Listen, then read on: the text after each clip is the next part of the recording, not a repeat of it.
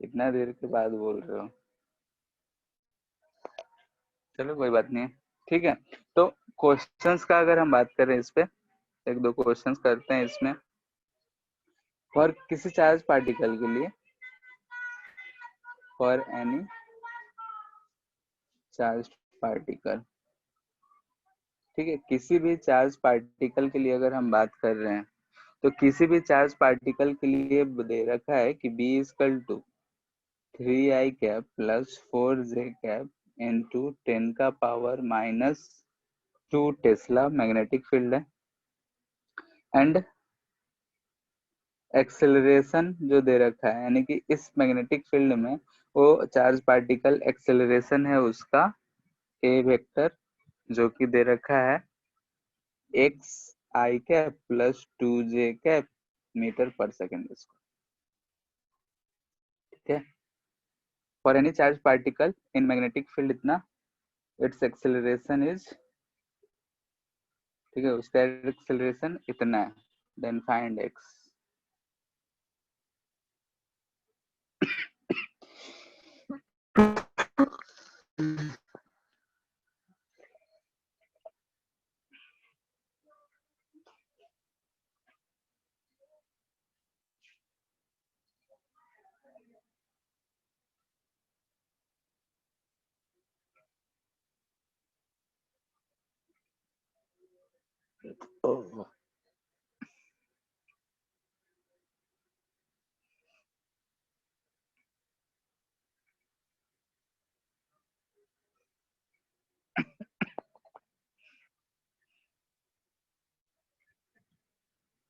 हो गया।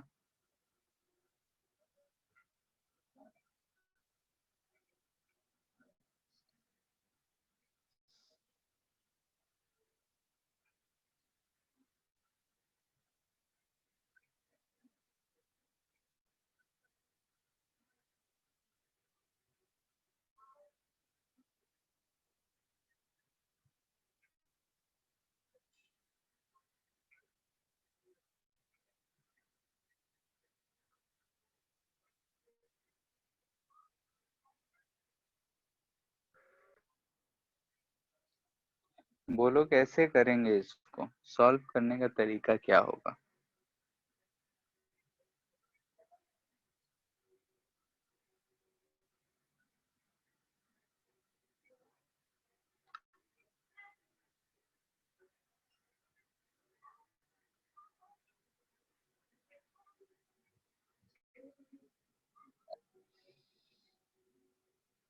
ये एक्चुअली में अगर सोचो तो ये इसका क्वेश्चन ही नहीं है, मैग्नेटिक फील्ड का क्वेश्चन ही नहीं है, वेक्टर का क्वेश्चन है। अगर तुमको ये बात पता है कि मैग्नेटिक फील्ड जो है परपेंडिकुलर टू फोर्स होता है, यानी कि हम कह सकते हैं कि ये जो मैग्नेटिक फील्ड होगा परपेंडिकुलर टू एक्सेलरेशन वेक्टर होगा। और फॉर टू वेक्टर्स जो दो आपस में परपेंडिकुलर हो, उनका डॉट प्रोडक्ट 0 होता है। तो हम यहाँ से बोल सकते हैं कि बी डॉट ए वेक्टर जो होगा वो 0 होगा, ठीक है। वेक्टर का क्वेश्चन हो गया। B dot A equal to 0, दोनों का डॉट प्रोडक्ट करो तो देखो ध्यान से, 3x प्लस 8 इजकल टू 0 दिख रहा है, तो x इजकल टू कितना आ गया, -8/3, जो भी यूनिट आएगा मीटर पर सेकंड स्क्वायर ही आएगा। बात समझ आया। ये मैग्नेटिक फील्ड का क्वेश्चन ही नहीं था, वेक्टर का क्वेश्चन था। बस डायरेक्शन रिलेट करने के लिए हमको दे रखा है कि इधर की तरफ क्या है। तो हम जानते हैं कि मैग्नेटिक फील्ड और फोर्स दोनों आपस में परपेंडिकुलर ही आएंगे, तो एक्सेलरेशन भी परपेंडिकुलर ही होगा। अगर परपेंडिकुलर एक्सेलरेशन है तो बी डॉट ए 0 होगा, क्योंकि दो वेक्टर अगर परपेंडिकुलर होता है तो उसका डॉट प्रोडक्ट 0 होता है।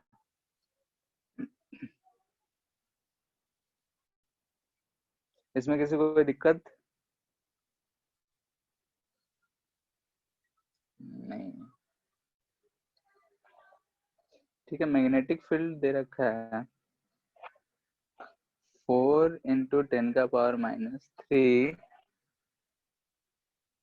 टेस्ला, ठीक है, इतना है।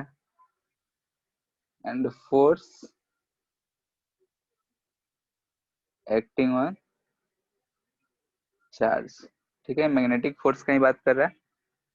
जो force acting on charge 10⁻⁹ coulomb is F equal to 4 I cap plus 3 J cap into 10⁻⁻10 newton. Find the velocity of particle.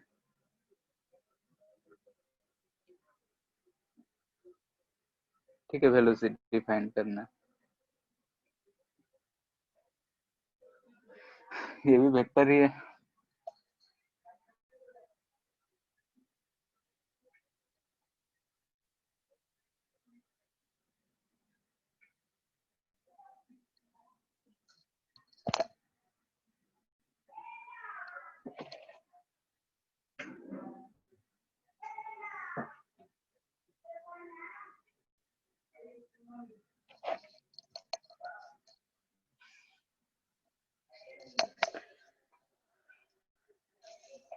आ गया।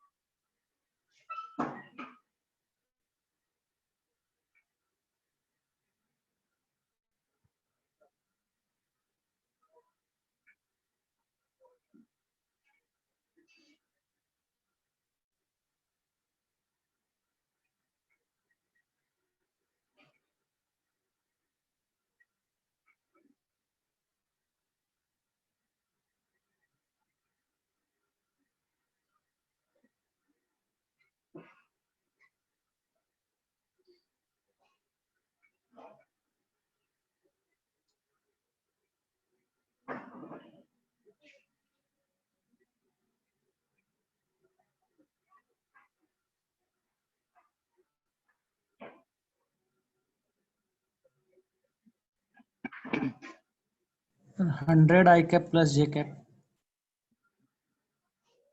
100 I cap plus J cap. नहीं, VY 100 आ रहा है।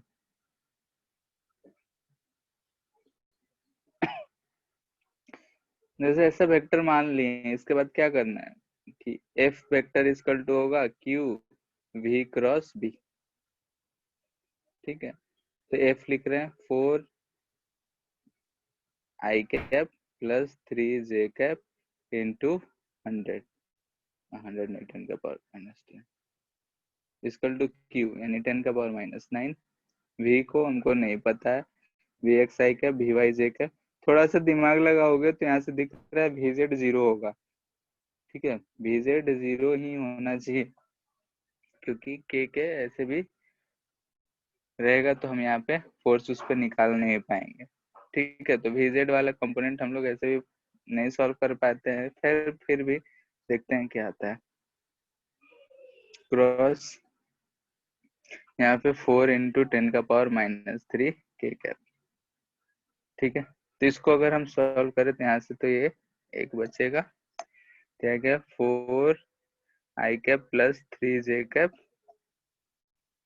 यहाँ से 10⁻⁻3 भी हम इधर ही लेते आते हैं, ये हो जाएगा 10⁻2 -1 है 4 हो जाएगा इक्वल टू। इधर ध्यान से देखो I इंटू के है, तो हम लोग ऐसे एक रूल पढ़ते हैं, इधर I है, J है, ये K है। इधर से कुछ मिलेगा तो पॉजिटिव, इधर से मिलेगा तो नेगेटिव। क्रॉस प्रोडक्ट के लिए यूज करते हो। या फिर डिटर्मिनेंट वाला जैसा यूज करना है।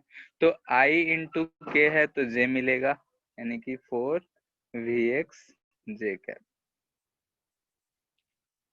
ठीक है, और J इंटू के मिलेगा हमारा J के, I के निगेटिव में, और J के आ जाएगा plus 4Vy I cap, plus के अगर जी करेंगे तो 0 हो जाएगा। तो यहाँ से हमको क्या मिल जाएगा बताओ? 10 का पावर -3 है तो अच्छा उल्टा है। यहाँ पे ध्यान से देखो कि इधर से 10 का पावर 3 नीचे लाए हैं, यहाँ 10 का पावर -1 है तो यहाँ 10 का पावर -2 बचेगा। अब ठीक है, अब कंपेयर कर लेंगे, तो कंपेयर करेंगे तो -4 Vx जो दिख रहा है वो दिख रहा है हमको 3/10 का पावर ये I कैप I जे है ये I है, दिख रहा है 3 का पावर 10 का पावर -2, एंड 4Vy जो दिख रहा है वो दिख रहा है 4/10 का पावर -2। तो ये तो कट गया, Vy दिख रहा है 100 और Vx दिख रहा है हमको -300/4 यानी कि -75। तो हमारा V वेक्टर जो आ जाएगा वो यही आएगा, 75 I cap plus 100 J cap. ठीक है, Vx के लिए और कुछ कंडीशन दिया रहेगा तभी हम निकाल सकते हैं। इस क्वेश्चन में जो गिवन कंडीशन है इसमें हम नहीं निकाल सकते, इसलिए हम उसको Vx लिख के छोड़ दिए हैं, क्योंकि जितना कंडीशन दे रखा है उतना यही दे रखा है। ठीक है, यानी कि इसमें कहेगा कि सिर्फ वेलोसिटी जो है, अच्छा लिखा भी है वेलोसिटी जो है एक्स वाई प्लेन में है, हमें छोड़ने हैं is in x y plane. ठीक है, हमें छोड़ दिए हैं, ये ऐसे ही 0 हो जाएगा। 3 0 ही। ठीक है, तो ऐसे ऐसे वेक्टर का सवाल हमसे पूछे जाएंगे कि वेक्टर है बताओ ऐसा है वैसा है, कुछ वैल्यू मैग्नीट्यूड होगा उसके लिए दे देगा। तो ये सब सवाल हम लोग आसानी से कर सकते हैं। नेक्स्ट देखते हैं हम लोग पाथ ऑफ चार्ज पार्टिकल।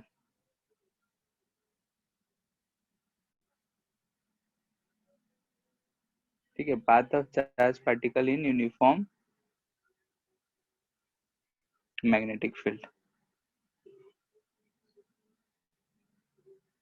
ठीक है, path of charge particle in uniform magnetic field. अगर कोई यूनिफॉर्म मैग्नेटिक फील्ड है तो उसमें पाथ क्या होगा? तो सिंपल से ही शुरू करते हैं, केस 1। ठीक है, केस 1 क्या होगा?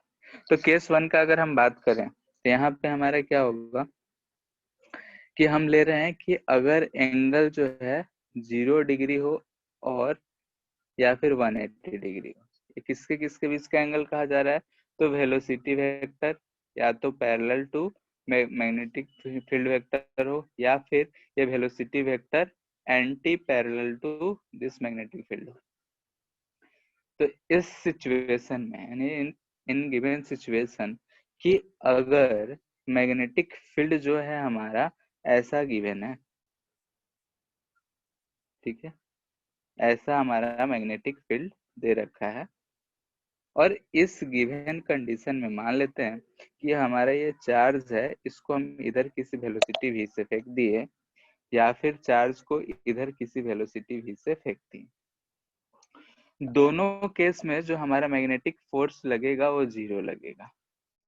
ठीक है, इस केस में भी और इस केस में मैग्नेटिक फोर्स 0, और हम इसके अलावा और किसी फोर्स का चर्चा भी नहीं कर रहे हैं। तो अगर ये फोर्स 0 है, यानी कि चार्ज पे फोर्स 0 है, अगर इसका मास m मान भी लो तो चार्ज पे जो फोर्स है वो 0।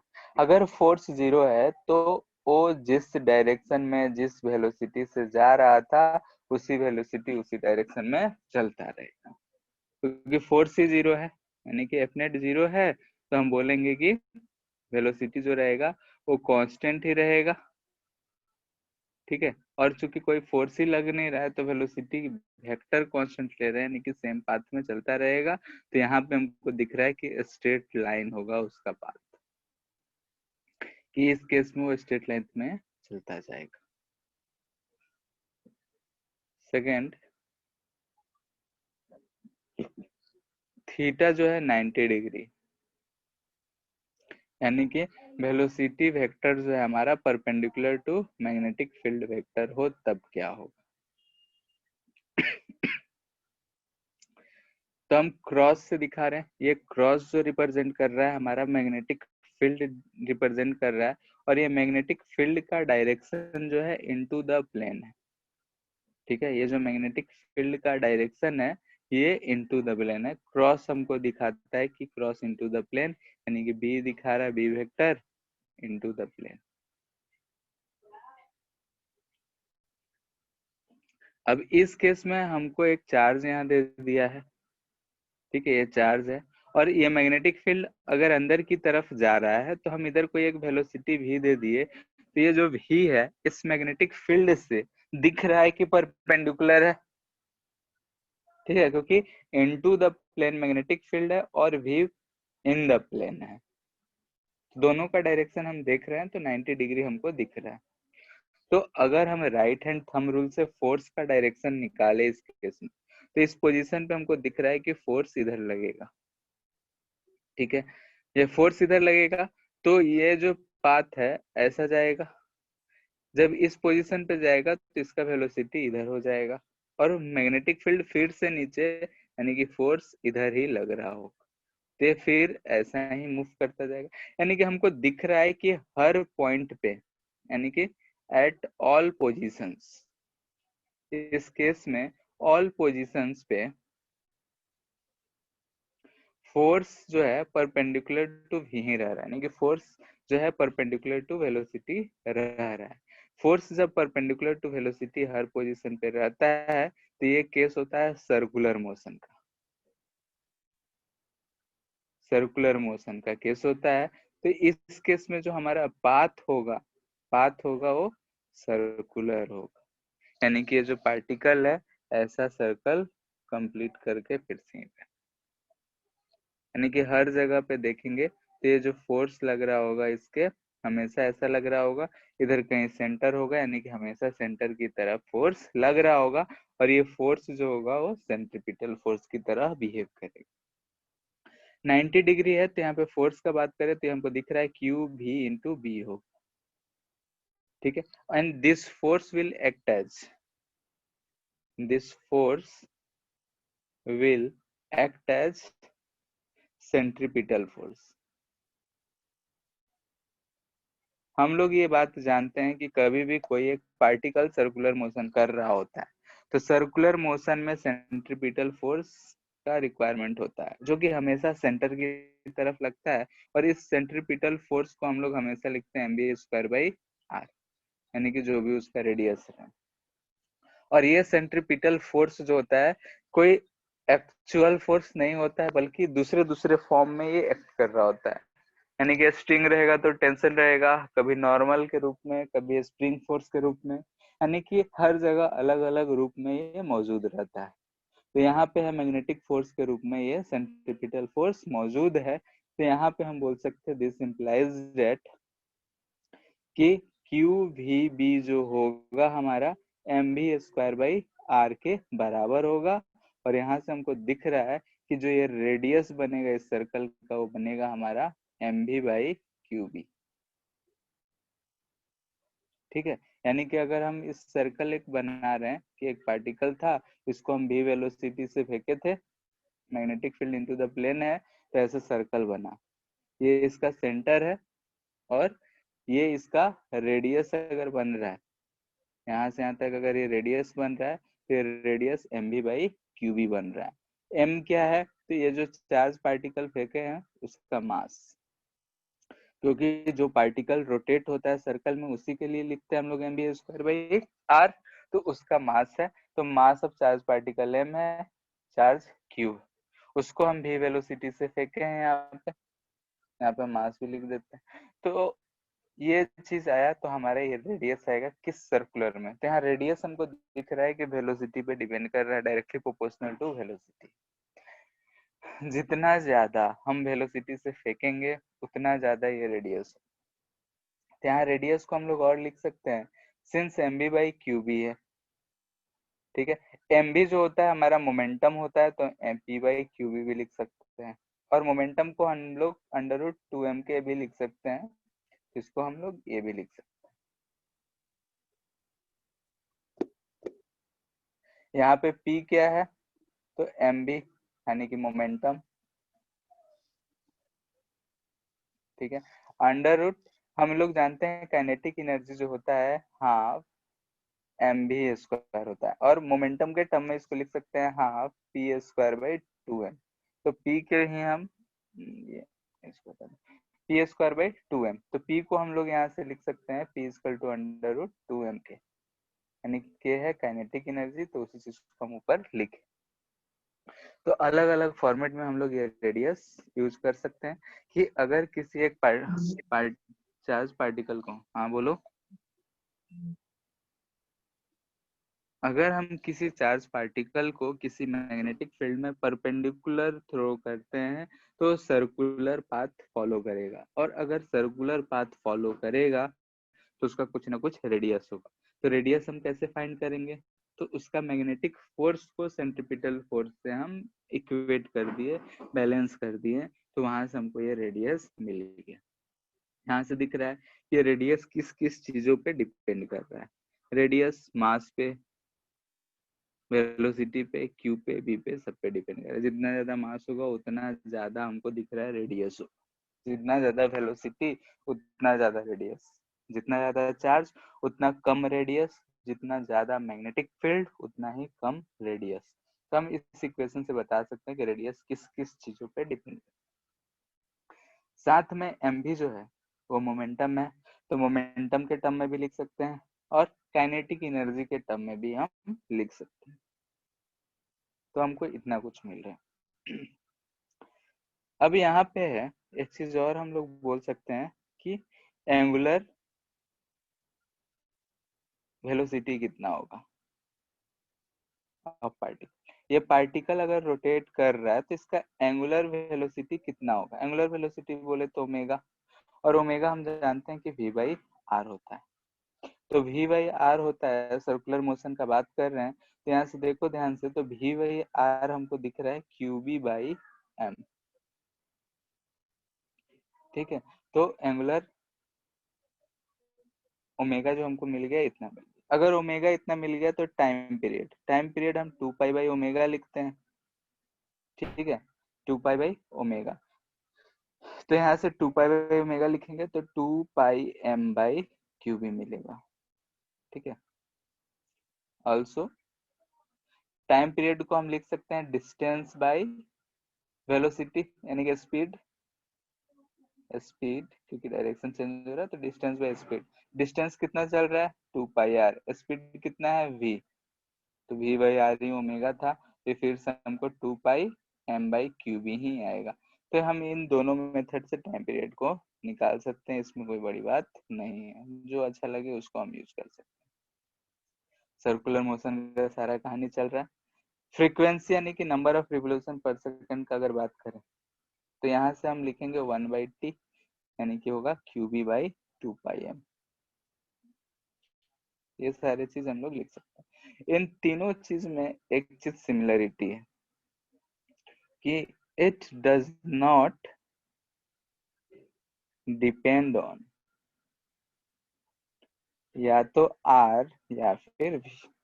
आर और वी पे ये डिपेंड नहीं करता है, यानी कि यहाँ पे अगर हम एक चार्ज को जिसका मास m हो मैग्नेटिक फील्ड b में फेंकते हैं, कितने भी स्पीड से फेंकेंगे, कितने भी स्पीड से, उसका time period frequency omega same रहेगा।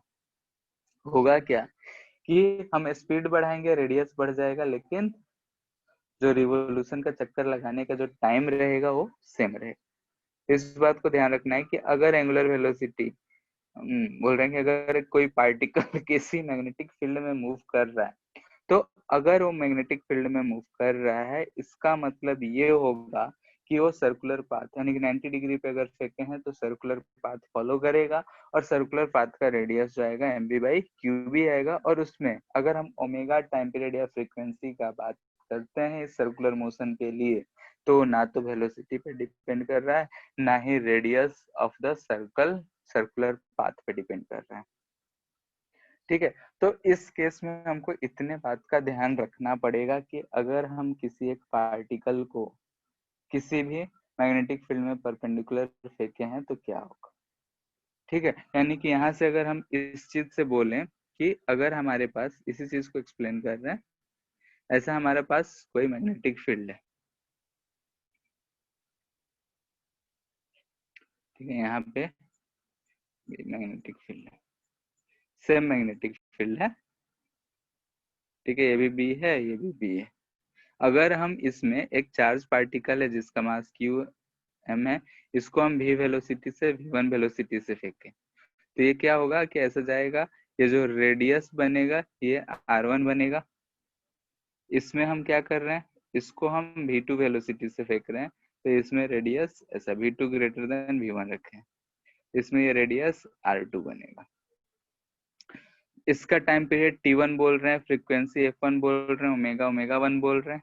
इसमें टाइम पीरियड t2 बोल रहे हैं, फ्रीक्वेंसी f2 बोल रहे हैं, ओमेगा 2 बोल रहे हैं, मोमेंटम 2 बोल रहे हैं, काइनेटिक एनर्जी 2 बोल रहे हैं। इसमें भी मोमेंटम 1, काइनेटिक एनर्जी 1। क्या क्या होगा ये चीज दिखना है। तो v2 ग्रेटर देन v1 है तो क्या क्या होगा वो देखते हैं। r2 ग्रेटर देन r1 होता है, ठीक है, r2 ग्रेटर देन r1 होगा। t1 f1 ओमेगा 1 जो होगा t2 f2 ओमेगा 2 के बराबर होगा, यानी कि सब आपस में एक दूसरे से बराबर होगा। मोमेंटम, तो मोमेंटम m इंटू वी होता है, v ज्यादा हो उसका तो p1 जो होगा वो लेस देन p2, v2 ज्यादा है तो। और काइनेटिक एनर्जी भी उसी चीज पे डिपेंड करता है, kinetic energy less than kinetic energy 2। तो इन सब में तो कोई दिक्कत नहीं है, लेकिन ये वाला चीज को ध्यान रखना है कि ये रेडियस और वेलोसिटी पे डिपेंड नहीं करे।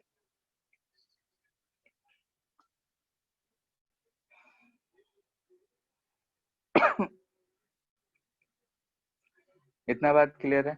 और एक चीज यहाँ पे अगर प्लेन ऑफ द सर्कल का बात करें तो प्लेन ऑफ द सर्कल जो है परपेंडिकुलर टू मैग्नेटिक फील्ड होगा, यानी कि फोर्स जो होगा और वेलोसिटी होगा दोनों इसी प्लेन में लाई कर रहा है। ध्यान से देखो तो फोर्स वेलोसिटी से परपेंडिकुलर है, फोर्स और वेलोसिटी के प्लेन में रहेगा और मैग्नेटिक फील्ड जो होगा इस प्लेन से परपेंडिकुलर होगा। ठीक है, तो ये केसेस हम लोगों ने डिस्कस करा। अगर हम बोल रहे हैं थर्ड केस कि if theta is other than, ठीक है, 0 डिग्री, 90 डिग्री और 180 डिग्री, यानी कि जो ऊपर केसेस डिस्कस कर चुके हैं उसके अलावा और कोई डायरेक्ट रहे। तो जैसे कि हम केस ले रहे हैं, इधर की तरफ मैग्नेटिक फील्ड है, ठीक है, मैग्नेटिक फील्ड है, जो हमारा चार्ज है Q, उसका मास M, हम इसको इधर की तरफ वेलोसिटी भी दे दिए, ठीक है। इस केस में हम इसको इधर की तरफ वेलोसिटी भी दे दिए हैं, यानी कि यहाँ पे एंगल थीटा बना रहा है। तो इसका क्या होगा कि एक कंपोनेंट इधर की तरफ होगा v cos थीटा और एक कंपोनेंट इधर की तरफ होगा v sin थीटा। तो हम यहाँ नाम दे रहे हैं कि इसको जो हम बोल रहे हैं कि ये भी पैरेलल हो गया और ये जो हो गया भी परपेंडिकुलर हो गया, ठीक है। तो यहाँ पे जो वेलोसिटी वेक्टर है उसके दो दो कंपोनेंट्स आ रहे हैं, एक पैरेलल यानी पैरेलल टू मैग्नेटिक फील्ड, दूसरा परपेंडिकुलर यानी परपेंडिकुलर टू मैग्नेटिक फील्ड। तो हमको यहाँ पे क्या दिखेगा कि परपेंडिकुलर वाला जो कंपोनेंट है वो इसको सर्कल रोटेट कराना चाहेगा और ये पैरेलल वाला कंपोनेंट उसको आगे ले जाना चाहेगा, ठीक है। यानी कि सिर्फ ये होता तो ये यहाँ पे ऐसा सर्कुलर, यानी कि अगर सिर्फ परपेंडिकुलर वेक्टर होता तो ये यहाँ पे ऐसा सर्कल रोटेट कर रहा होता, लेकिन इसका आगे की तरफ भी एक वेलोसिटी है पैरेलल, तो ये ऐसे सर्कल रोटेट करना चाह रहा है लेकिन आगे भी बढ़ रहा है। तो उस केस में क्या होगा, ध्यान से देखो, यहाँ से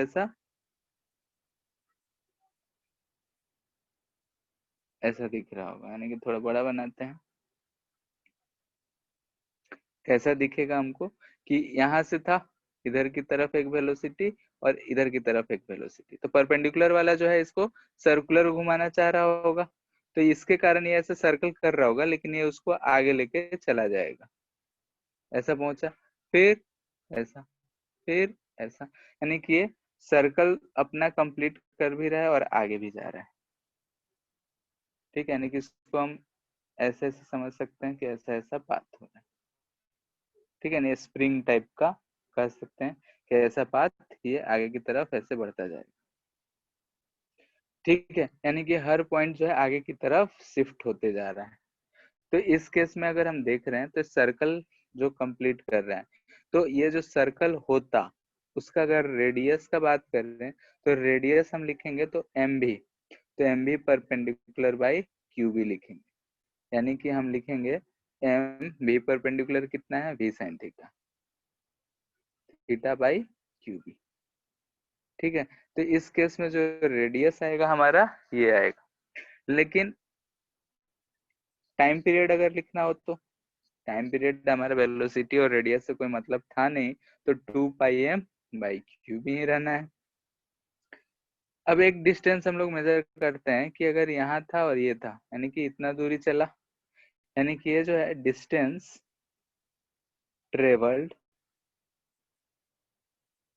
due to v parallel in one rotation.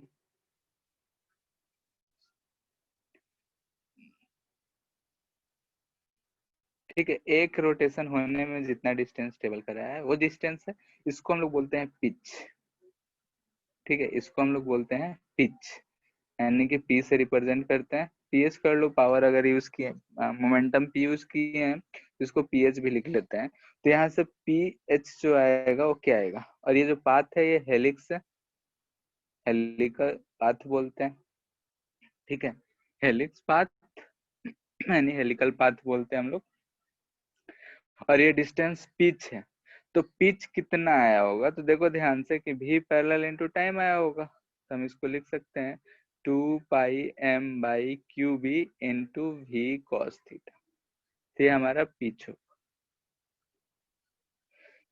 ठीक है, तो अगर हम बोल रहे हैं कि अगर हम किसी भी एक पार्टिकल को किसी मैग्नेटिक फील्ड में ना तो पैरेलल फेंक रहे हैं ना ही 90 डिग्री पे फेंक रहे हैं, हम किसी आर्बिट्री एंगल थीटा पे फेंक, तो अगर हम एंगल थीटा पे फेंक रहे हैं तो उसके दो दो कंपोनेंट्स मिलेंगे हमको, एक पैरेलल टू मैग्नेटिक फील्ड और एक परपेंडिकुलर टू मैग्नेटिक फील्ड।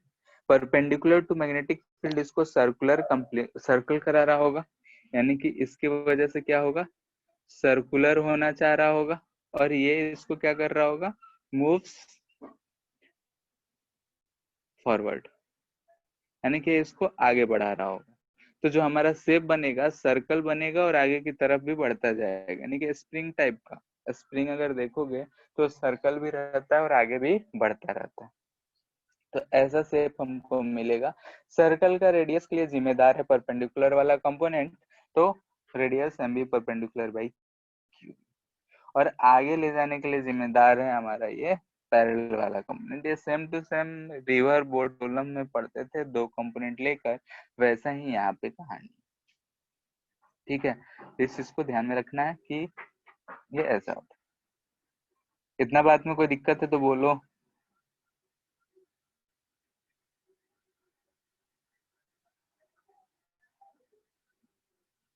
नहीं है किसी को तो कुछ क्वेश्चंस देखते हैं, फिर आगे कहानी देखते हैं। क्वेश्चन,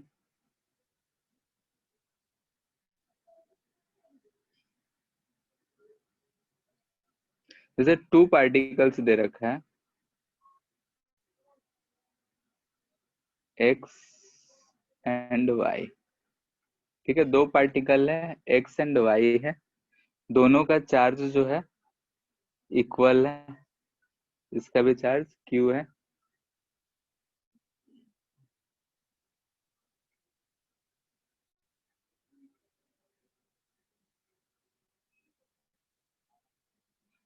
सेम काइनेटिक एनर्जी है, इसका काइनेटिक एनर्जी के ही है, इसका भी काइनेटिक एनर्जी के ही है। ठीक है, एक्स वाई है, क्यू है, काइनेटिक एनर्जी इसका मास एम है, इसका भी मास एम ही है। ठीक है, नहीं मास नहीं दे रखा है, बोल रहा है कि if they इंटर्स in a magnetic field perpendicularly, then their radius are r1 and r2। ठीक है, रेडियस जो है r1 एंड r2 है। Then find ratio of their masses. ठीक है, कह रहा है कि दो पार्टिकल एक्स और वाई है जिसका काइनेटिक एनर्जी सेम है, चार्ज भी सेम है। अगर दोनों जो है मैग्नेटिक फील्ड में इंटर कर रहा है और रेडियस r1 r2 है, तो उनका मास का रेशियो क्या होगा। इजी सवाल है, सॉल्व करो।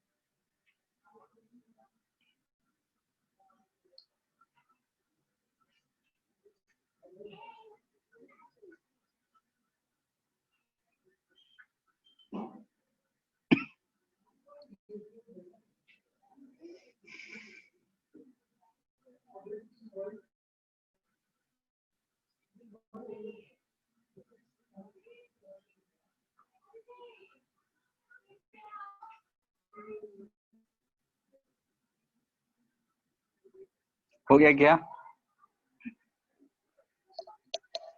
बोलो।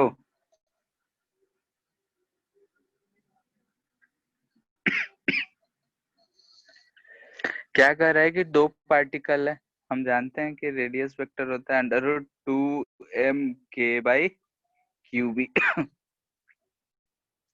मैग्नेटिक फील्ड सेम है, क्यू सेम है, के सेम है, एम और r1। तो r1 r2 का अगर हम बात करें तो यहाँ से देखो कि r जो है directly proportional to root under m है, तो r1/r2 अगर लिखेंगे तो अंडर रूट m1/m2 आएगा। तो यहाँ से हमको क्या मिल रहा है, m1/m2 इक्वल टू r1/r2 का होल स्क्वायर। यही करना है। किसी कोई दिक्कत बोलो इसमें। इस एक प्रोटॉन है, एक न्यूट्रॉन है,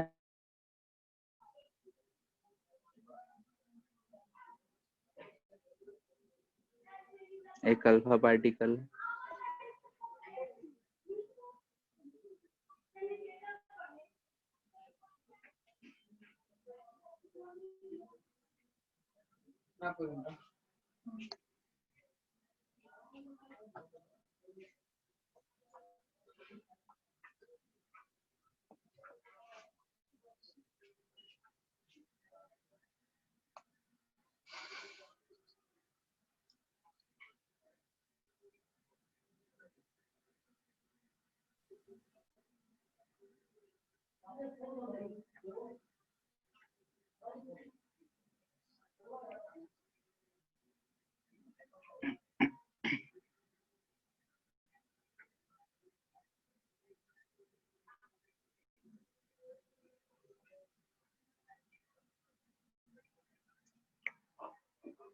हो गया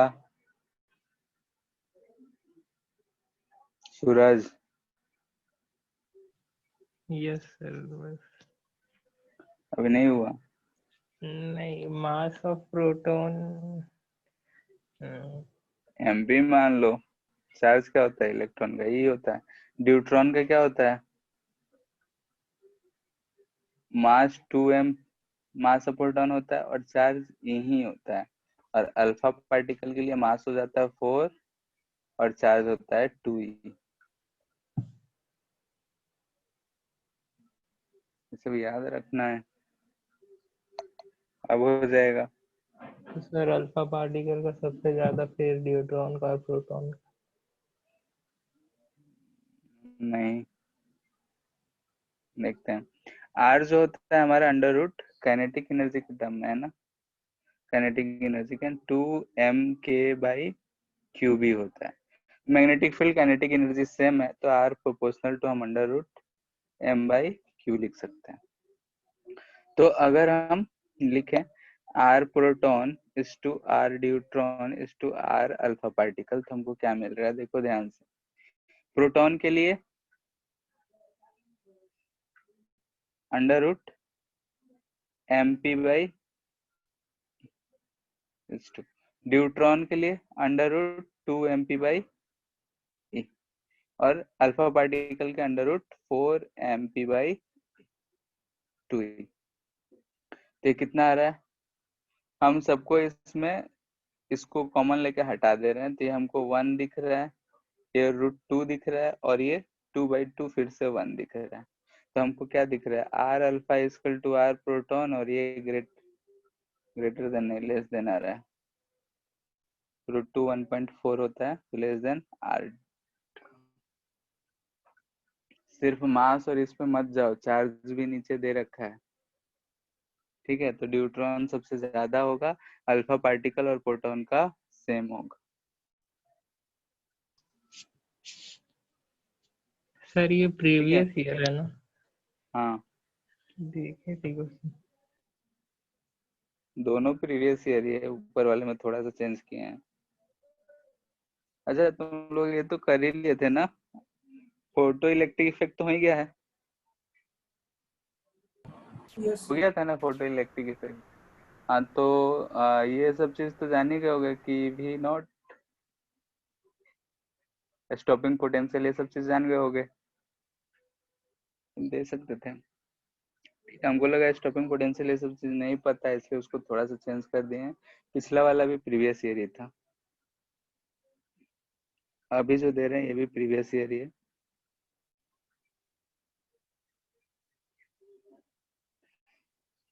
ठीक है, यहाँ से जो है चार्ज पार्टिकल फेंके गए हैं 4। एक ऐसे जा रहा है, एक ऐसा आया है, एक ऐसा गया है, और एक ऐसा गया है। ये है A B C D. 4 particle जो हैं, पार्टिकल्स में दे रखा है neutron, proton, electron and alpha particle. Decide करना है कौन सा है।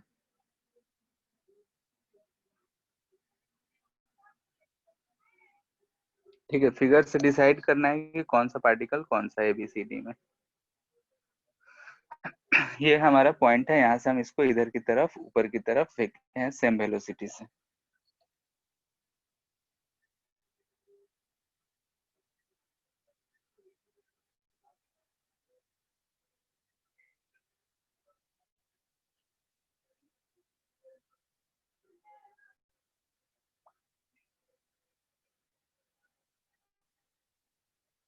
बोलो।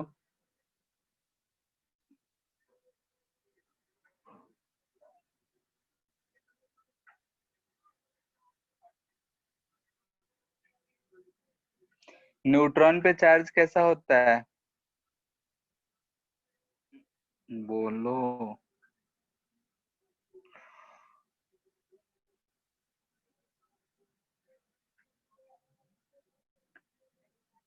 न्यूट्रॉन पे चार्ज कैसा होता है?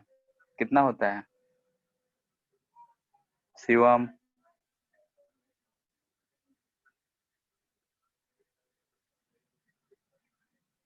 नहीं पता।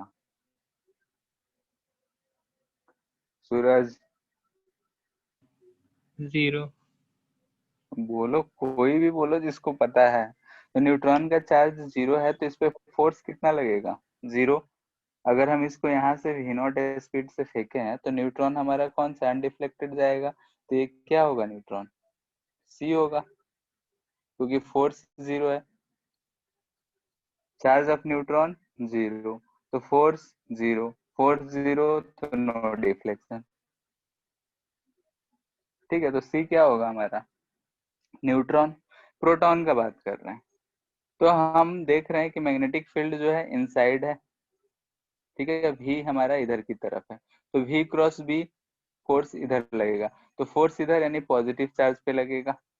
निगेटिव चार्ज होगा तो इधर की तरफ निगेटिव चार्ज पे फोर्स लगेगा, क्योंकि v क्रॉस b जो है हमारा इधर की तरफ आ रहा है, तो निगेटिव चार्ज रहेगा तो इधर फोर्स, और पॉजिटिव चार्ज रहेगा तो इधर।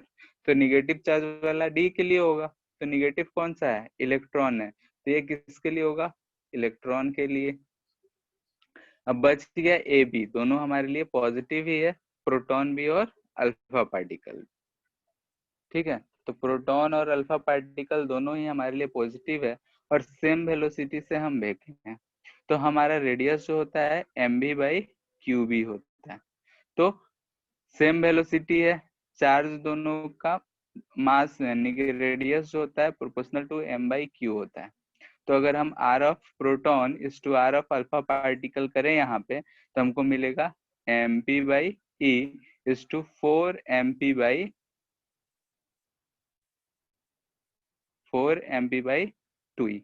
यानी कि रेशियो हमको दिख रहा है 1:2 का है, यानी कि अल्फा पार्टिकल का रेडियस ज्यादा होगा, तो यहाँ से b क्या होगा? अल्फा होगा, और ये क्या होगा? प्रोटॉन होगा। ऐसे ही करके हमको बस डिसाइड कर लेना था कि कौन सा पार्टिकल कौन सा होगा।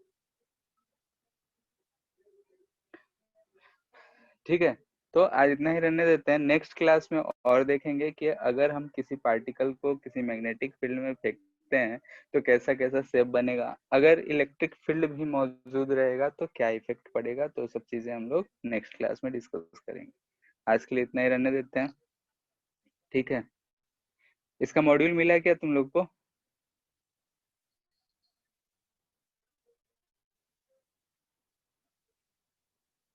बोलो।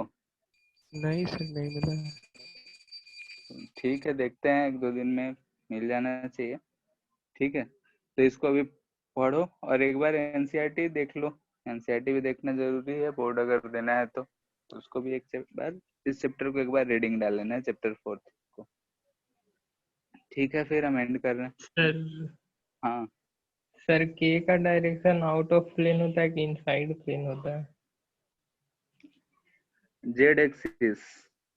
हाँ। अगर हम लोग मोस्टली राइट हैंड ही फॉलो करते हैं, और राइट हैंड में हम लोग आउट ऑफ द प्लेन ही लेते हैं पॉजिटिव, और इनटू द प्लेन को निगेटिव लेते हैं। ठीक है, कहीं कहीं लेफ्ट हैंड रूल भी यूज किया जाता है, तो उसमें इनटू द प्लेन को निगेटिव हो जाता है, लेकिन मोस्टली जगह पे आउट ऑफ द प्लेन ही हमारा पॉजिटिव हो। ठीक है,